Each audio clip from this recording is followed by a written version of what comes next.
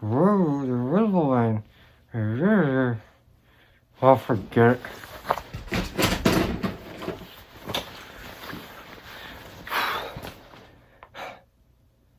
This is the Invisible Man.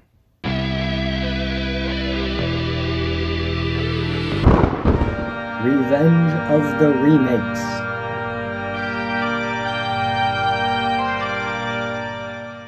The Invisible Man. Or is it the Invisible Men? I don't know. So if you caught the trailer I posted for this episode, you know that this is going to be a little bit different than one of my normal reviews. In this series, I'm going to talk about a classic film that has been remade and basically give my thoughts on the original as well as the remake. Now with The Invisible Man, it's an interesting case because it took Universal 87 years to remake it. And I can't help but think if Universal had launched its dark universe with this movie instead of The Mummy, their interconnected monster universe could have taken off because this is a fantastic remake. But I'm getting ahead of myself. Let's first talk about the story, because these two follow very different narratives. The 1933 film is an incredibly faithful adaptation of the H.G. Wells novel of the same name. And in fact, in my opinion, this film makes a very short list of book adaptations that if you watch the movie, you don't need to read the book because it's all there. And if you're curious, here's the rest of the list. So if you don't know, The Invisible Man is the story of Jack Griffin, a scientist who turns himself invisible by injecting a new compound he invented under the skin,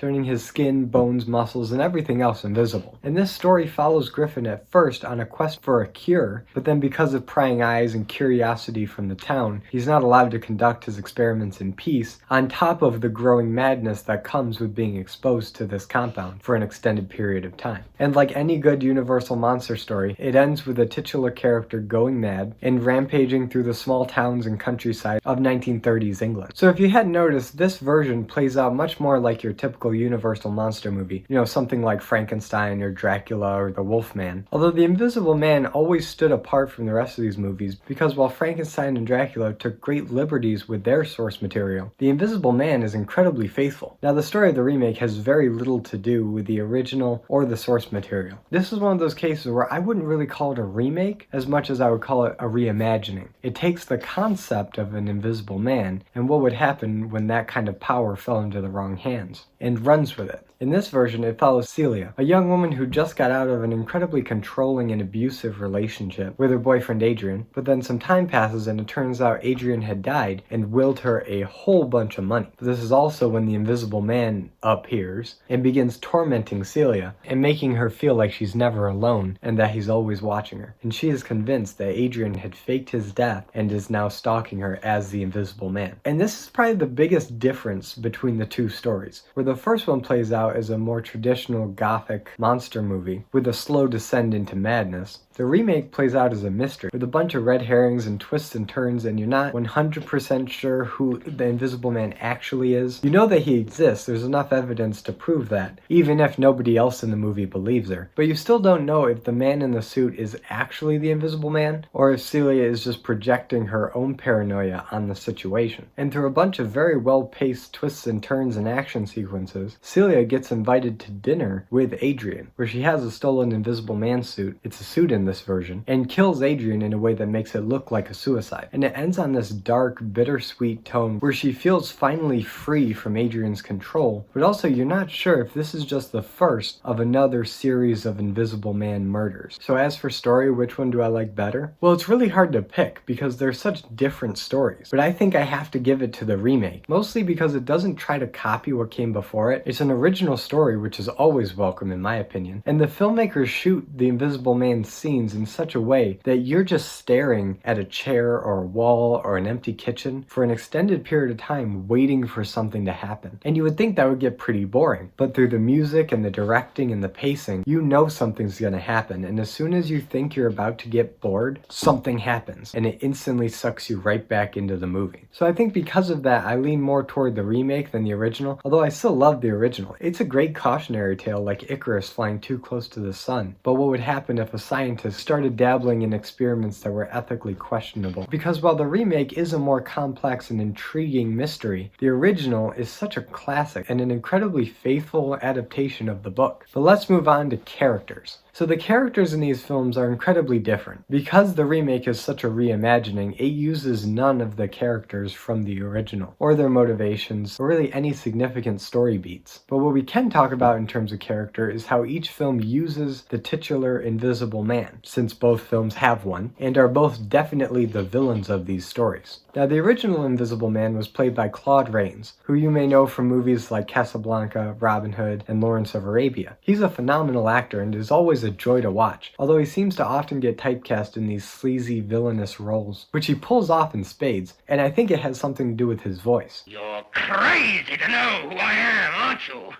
All right, I'll show you. You know, doesn't that voice kind of sound like another famous villain voice? You draw from all different elements, because I was doing Claude Rains from The Invisible Man. Crazy? You think I'm crazy? I'll show you who's crazy. So if you ever wondered where Mark Hamill's Joker voice came from, this movie is it. But anyway, Claude Rains plays such a good Invisible Man. Before he goes mad from the injections, you really believe that this man just wants some peace and quiet and wants to be left alone to finish his research so that he can cure this disease of his own making. And this is all just through his voice and body language. Because even when he's all wrapped up in bandages, you can see him, but he's wearing bandages, so there's no facial expression. But then, as we all know, he does go mad and wants to use his newfound power of invisibility to conquer the world. Admittedly, this motivation is a little out of nowhere and super dramatic, but the way Claude Rains delivers that line, Power to rule, to make the world grovel at my feet. You believe that he might just be crazy enough to do it. And from then on, the movie is mostly just a special effects showcase of him being invisible in different situations, causing panic and mayhem until he gets gunned down in the street. Now, the Invisible Man of the remake, what we assume to be Adrian, is a lot harder to get a grip on. Mostly because, unlike the original, it's not told through the Invisible Man's eyes. It's told through Celia's eyes. And because of this and the nature of the mystery, we don't really know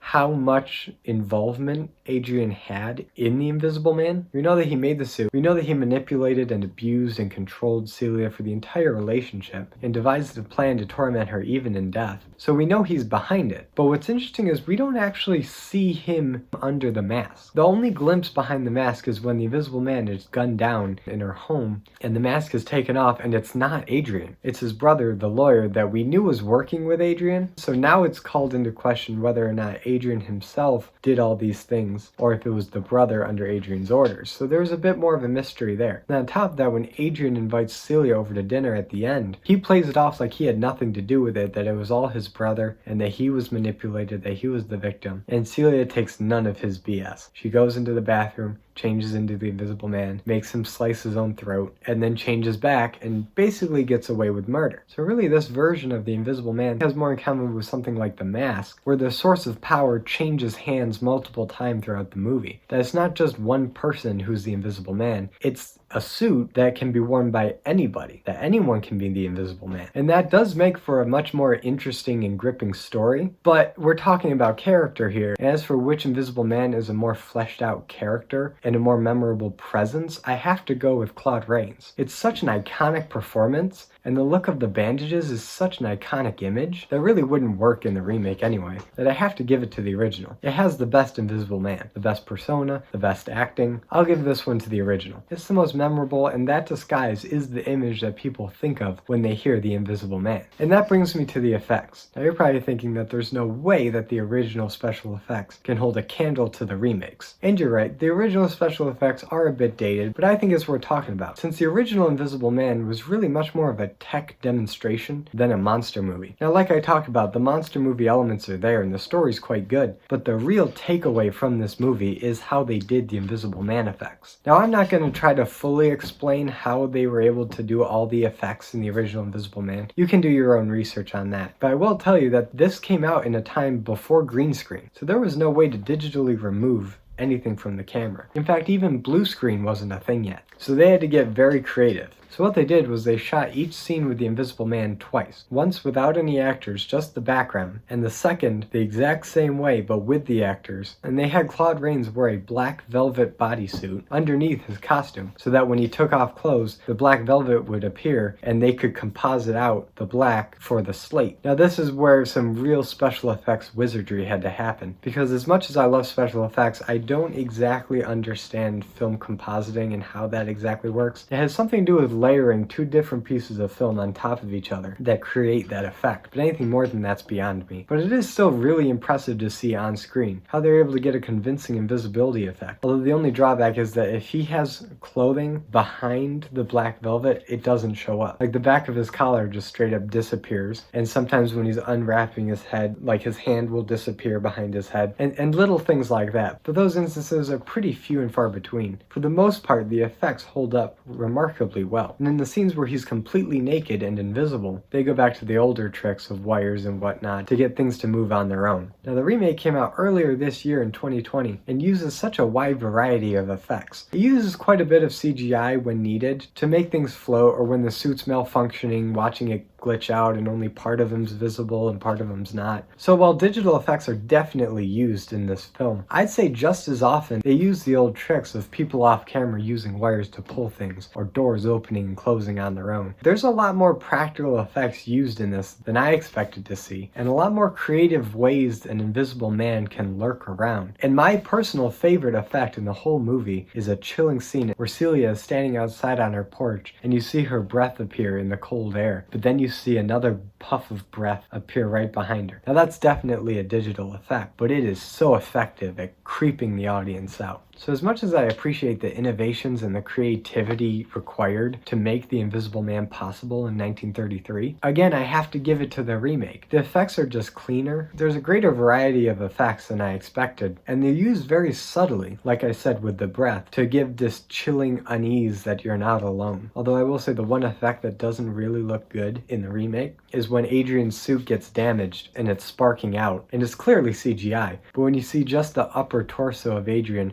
running and bouncing down the road, it really doesn't look good. It looks very fake, and you can tell it was CGI. For some reason that model didn't render well, and it almost looks like a video game. Aside from that, the effects are definitely a step up from the limited options of 1933. So now we make it to the final segment of this video, the connections. I wanted to save this segment for last because for me it's the most fun to talk about the connections and references in the remake to the original. And there's a few of them. Like I said before, the Invisible Man's disguise is super iconic and doesn't really appear because it's more of a suspense thriller and you don't need to see the Invisible Man all that much. Although there is one reference to it where Celia gets checked into a psych ward and looks down the hall at a burn victim whose face is completely wrapped up in bandages. And the way it's shot, she looks at him like he's Adrian, but he's clearly not Adrian. He's just some random guy in bandages. But that of course is a reference to the look of the Invisible Man as we expect it. And another minor reference to the original in the book is Adrian's last name, Griffin. Now Jack Griffin was the name of the original Invisible Man from both the book and the 33 film. And here Jack is replaced by Adrian, but the last name is still the same, so as to keep some kind of continuity or relevance with the original work. And I thought it was a nice touch. But by far the deepest cut as far as connections to the original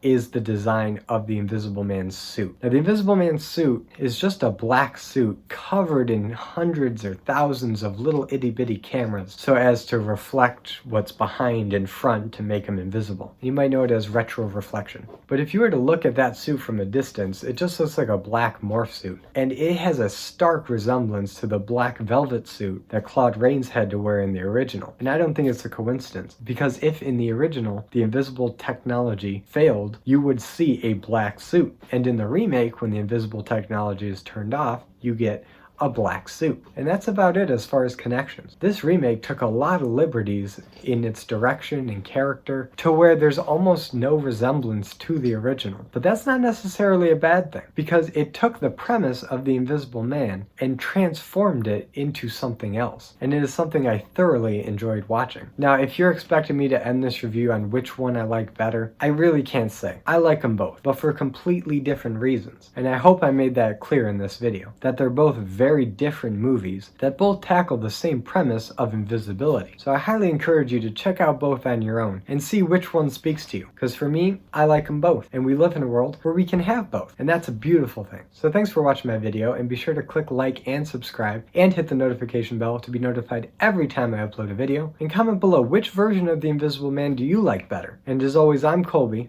this is my nerdy talk, and I'll see you in the next video.